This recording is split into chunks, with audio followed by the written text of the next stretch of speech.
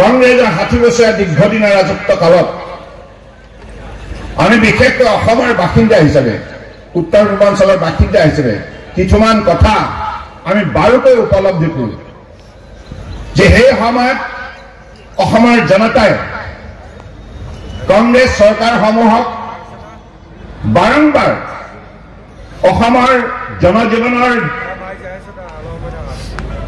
মাজত এটা মূল্যবোধৰ আধাৰত পৰিৱৰ্তন সম্ভৱ কৰি তুলিবৰ বাবে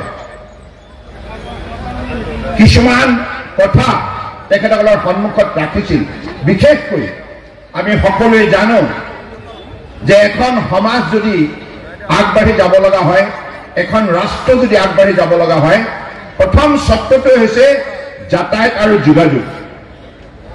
যাতায়াত আৰু যোগাযোগৰ অবিহনে কোনো সমাজে দক্ষতা যোগ্যতা দৃঢ়তা থাকিলেও ভবাৰ দৰে আগবাঢ়ি যাব নোৱাৰে আৰু সমাজখনে মনোবল বৃদ্ধি কৰাৰ ক্ষেত্ৰতো অনুপ্ৰেৰণা আয়ত্ত কৰিব নোৱাৰে। মই আজি যিটো ৰাস্তাৰে আহিলো ভাল লাগিছে। পাটৰি ডাঙৰ ৰাস্তাটোৰ নাম কি? যিটো ৰাস্তাৰে মই আহিলো ৰাস্তাটোৰ নাম কি? মোহন বজাৰ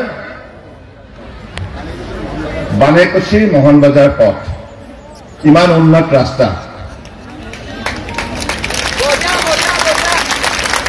আৰু এনেধৰণে অসমৰ জনগণৰ বাবে উত্তৰ পূৰ্বাঞ্চলৰ জনগণৰ বাবে আধুনিক ধ্যান ধাৰণাৰ যাতায়াত আৰু যোগাযোগ ব্যৱস্থা সুচল কৰাৰ ক্ষেত্ৰত মাননীয় প্ৰধানমন্ত্ৰী নৰেন্দ্ৰ মোদী ডাঙৰীয়াই তেখেতৰ 10 বছৰীয়া কাৰ্যকালত যিবিলাক পদক্ষেপ গ্ৰহণ কৰিলে তাৰ ফলত আজি আমি গাঁও চহৰ পাহাৰ ভৈয়াম বৰাক ব্ৰহ্মপুত্ৰ পাহাৰ সকলো অঞ্চলতে বসবাস কৰা জনতাই আজি আত্মবিশ্বাস বৃদ্ধি কৰাৰ ক্ষেত্ৰত সুবৰ্ণ সুযোগ লাভ কৰিছে।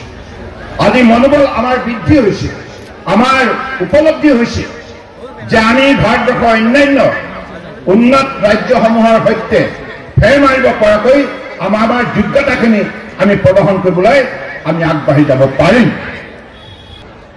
মোদী ডাঙৰীয়াৰ তৃতীয়টো কাৰ্যকালৰ বাবে যেতিয়া প্ৰধানমন্ত্ৰী হিচাপে ভাৰতবৰ্ষৰ জনগণৰ সহযোগত শাসনত অধিষ্ঠিত হ'ব, নিশ্চিতভাৱে এইখন ভাৰতবৰ্ষৰ বিশ্বৰ অন্যতম শক্তিশালী ৰাষ্ট্ৰ হিচাপে ইয়াক পৰিগণিত হ'ব। কাৰণ কংগ্ৰেছৰ কাৰ্যকালত এইখন ৰাষ্ট্ৰ দুৰ্বল আছিল। বিশ্ব মঞ্চত কোনোদিনেই কংগ্ৰেছ নেতৃত্বাধীন চৰকাৰবিলাকৰ প্ৰধানমন্ত্ৰীয়ে ভাৰতবৰ্ষৰ সন্মান বুটলিবলৈ সক্ষম হোৱা নাছিল আৰু বিশ্বই অভিহিত কৰিছিল যে ভাৰতবৰ্ষ এখন দুৰ্বল ৰাষ্ট্ৰ। ইউৰোপে হওক, আমেৰিকাই হওক, কানাডাই হওক, আফ্ৰিকাই হওক, যলৈকে ৰাষ্ট্ৰপ্ৰধান গৈছিল দেশৰ পৰা সন্মান বুটলিবলৈ সক্ষম হোৱা নাছিল। কিন্তু আজিৰ তাৰিখত গোটেই মানসিকতা পৰিৱৰ্তন হৈছে বিশ্ব মঞ্চত। আজি বিশ্বৰ উন্নত ৰাষ্ট্ৰ আমেৰিকাই, চাইনা, জাপান, জাৰ্মানী সকলোৱে ৰাষ্ট্ৰপ্ৰধানে আজি ভাৰতবৰ্ষৰ প্ৰধানমন্ত্ৰীক শ্ৰদ্ধা সহকাৰে সম্বোধন কৰে আৰু সেই দেশৰ নাগৰিকে আন্তৰিকতাৰে অভিনন্দন জনায়। এই হৈছে ৰাষ্ট্ৰীয় সন্মান বিশ্ব মঞ্চত বুটলিবলৈ সক্ষম হৈছে নৰেন্দ্ৰ মোদী ডাঙৰীয়াই আৰু যাক লৈ প্ৰতিজন ভাৰতীয় আমি গৌৰৱান্বিত।